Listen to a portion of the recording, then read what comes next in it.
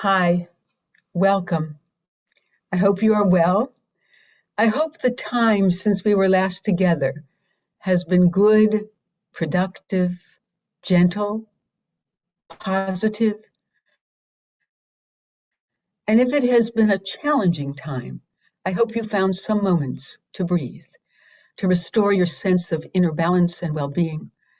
At the risk of sounding like a Pollyanna, one of the ways to handle the fear and anxiety that comes with challenging situations is to remember that they do not last, that calm and ease and a sense of life's goodness do return. There's a certain inevitability to such ups and downs or swings in our circumstances. The problem is, I suspect that we all experience us with difficulties. We become so wrapped up in them that it becomes difficult to believe that we will ever reach the other side. This is a perfect time to pause, or this is a good time too, but that is a perfect time to pause and to redirect our attention. So let's do that for a few minutes right now. Let us find our meditative positions, which hopefully are comfortable, at ease, but with some attentiveness as well.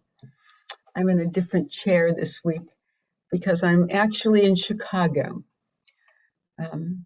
My father will be, please God, 100 tomorrow. So I'll share that with you maybe next time. Let us take an inventory of the tightly wired, the clenched, the held places in our bodies through which we seem to hold on for dear life. I know I have many of them, and they sometimes move around, but they're the favorites.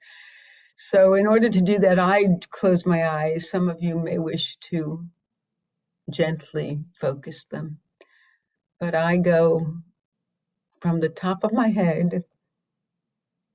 The neck is always a great place for tension. The jaw, one's jaw, we only have one, is another good place where clenching happens mostly. We describe it as clenching our teeth, shoulders, wrists, hands, fingers. Let us open them in our laps and send a message to all of the other places in our bodies that may need release, that may need letting go. Our thighs, our knees, ankles, feet, if we wiggle our toes, it's another message sender. You can't be clenched and be wiggling your toes. And there's a certain childishness that goes with it. And let's breathe. Let's just take in that first wonderful full breath,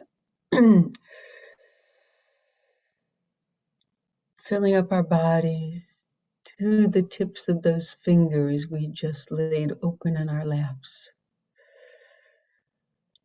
To the tips of our toes we might still be wiggling. To our heels we might try to kind of sink into the floor beneath us, imagining it as soft and ground-like, sand-like.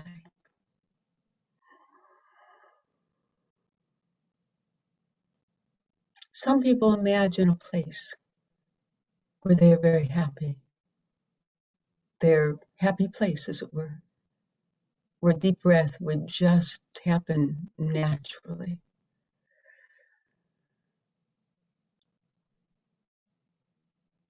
If that's something that works, I invite you to go to that happy place and to inhale and maybe hold the breath for a few seconds as you survey your happy place. feel your happy place. And then we let it go.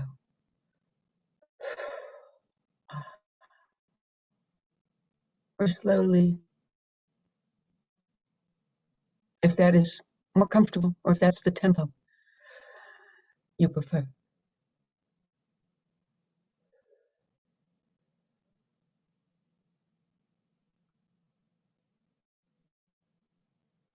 If you are putting yourself in your happy place, you might feel the sun warming you, the breeze blowing. I imagine it is outside, but it could be inside just as well. A favorite location inside, possibly from another time of your life.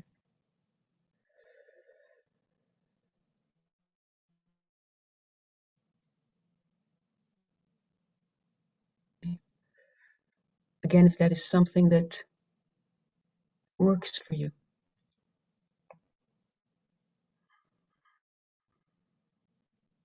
How do you feel if you imagine yourself in the company of someone else, in the home of someone,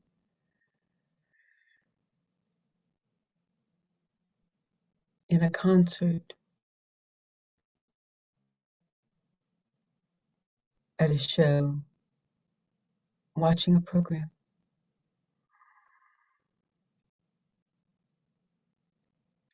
Let us breathe in the feelings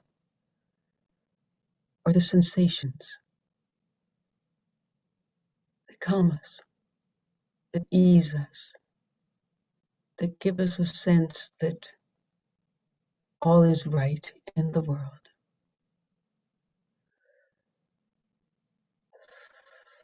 We breathe out.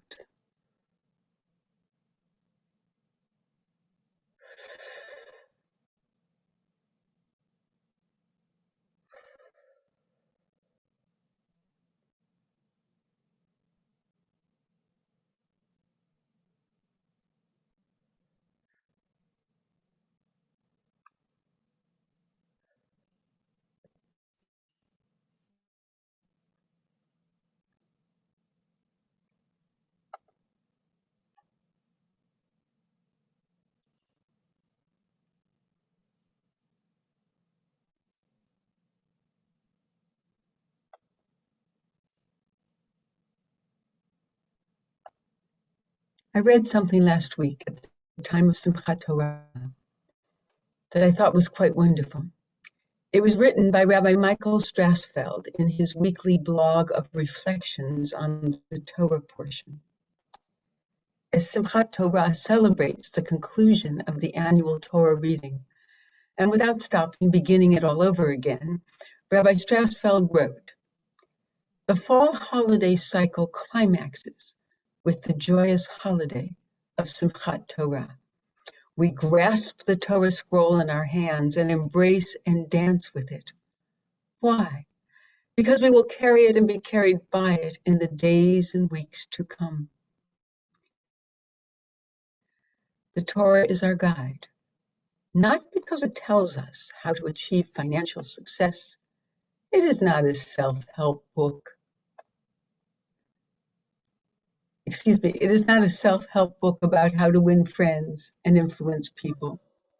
It does not show the way to heaven. It is not even essentially a book of stories or a book of law. It is the source of a 3,000-year-old discussion by the Jewish people about how to make our life's journey. We are called on to travel toward a promised land, even though we know we will not reach it.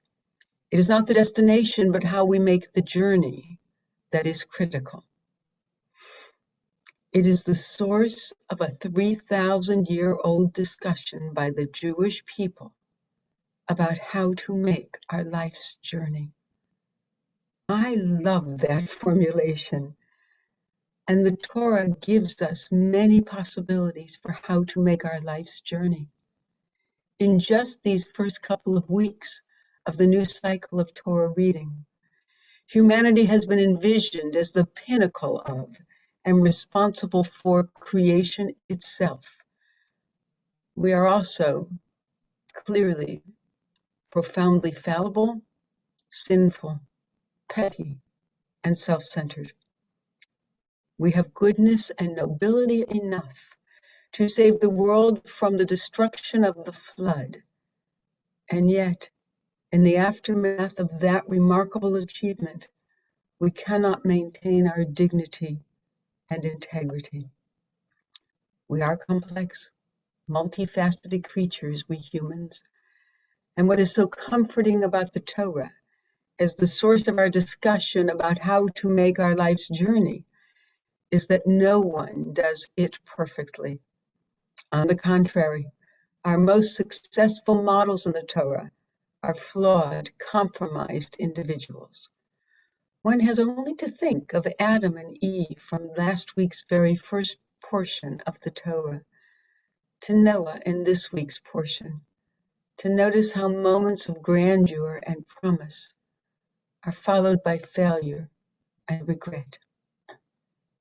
Adam and Eve are handed perfection, and it overwhelms them.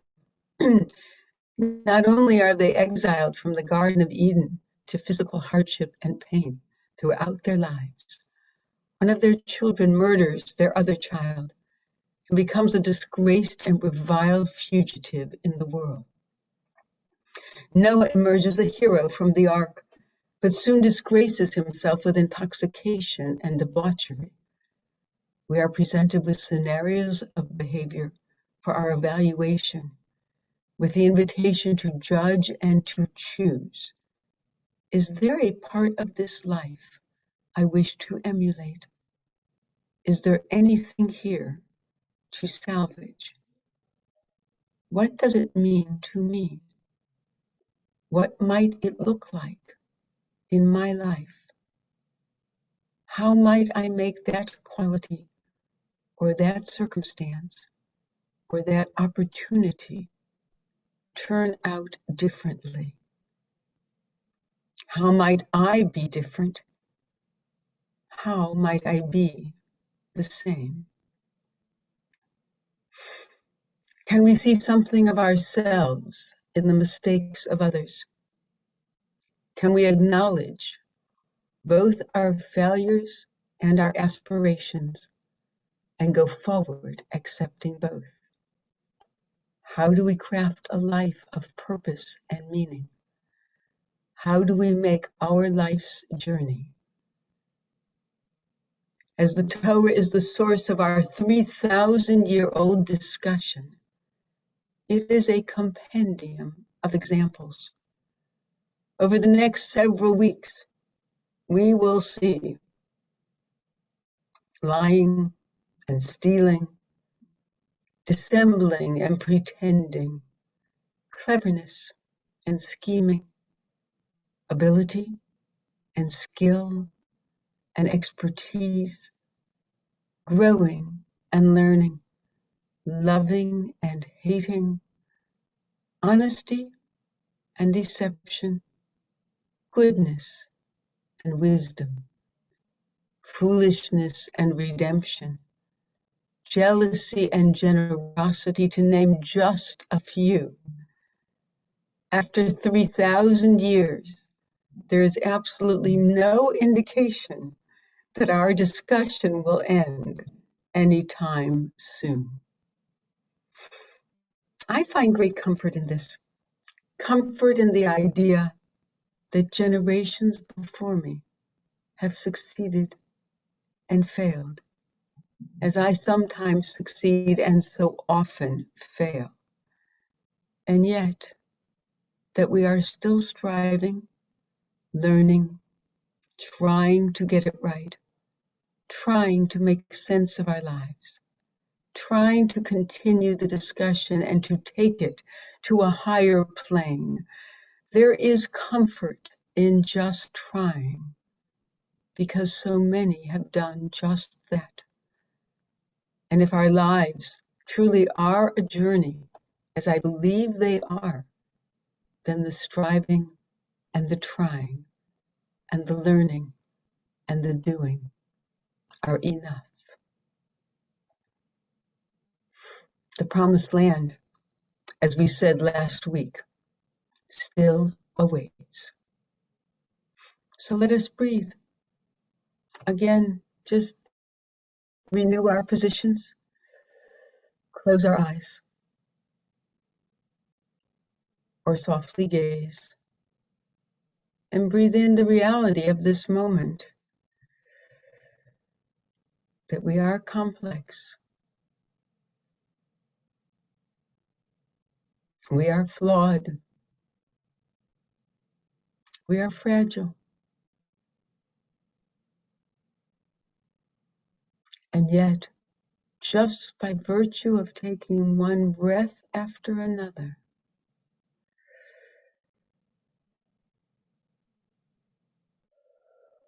we are committed to the journey, one day at a time, one morning or afternoon or evening at a time, 1 hour at a time, truly 1 minute, 1 second at a time, because that is all we can live, is right now. Our breath tells us as much. Even if we hold it, it is very brief. And we let it out again. To do it again, and again, and again. And to accompany our feet going forward, one step, sometimes one baby step at a time, and sometimes standing still or sitting still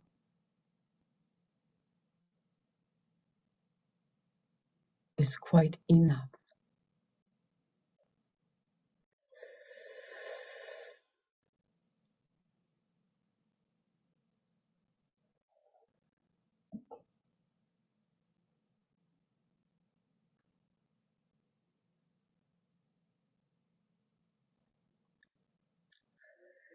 Even the intake of breath connects us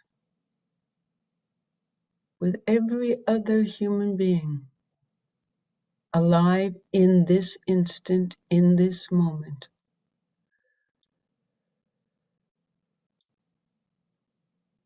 With every other human being who has preceded us.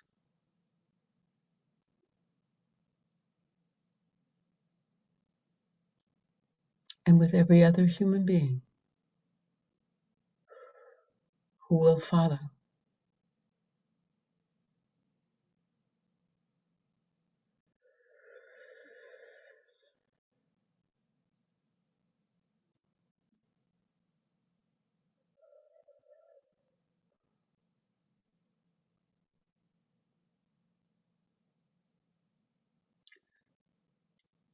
We are the creation of the world at this instant.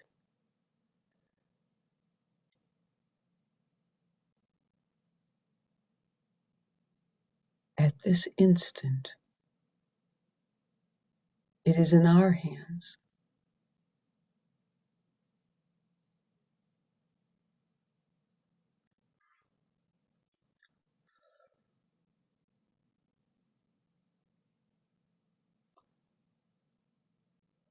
And our actions today, this afternoon, this evening, tomorrow, at every moment, belong to us. Our choices, our judgments, our desires, our aspirations.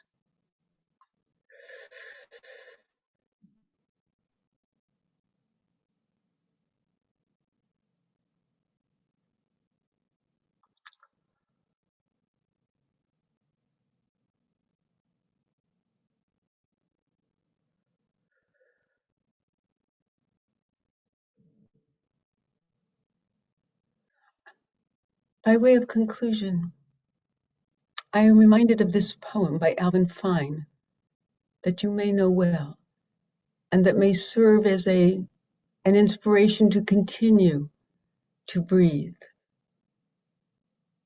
to sit at this time, or to come back to it. While I am not at all sure that one of his assertions that death is a destination rather than a pause along the way, the rest of the poem speaks to me with daily relevance. Birth is a beginning, and death a destination. And life is a journey, from childhood to maturity and youth to age, from innocence to awareness and ignorance to knowing, from foolishness to discretion, and then perhaps to wisdom, from weakness to strength, or from strength to weakness, and often back again, from health to sickness, and we pray to health again, from offense to forgiveness, from loneliness to love, from joy to gratitude, from pain to compassion, from grief to understanding, from fear to faith, from defeat to defeat to defeat, until, not looking backwards or ahead, we see that victory lies not at some point along the way, but in having made the journey, step by step, a sacred pilgrimage. Life is a journey.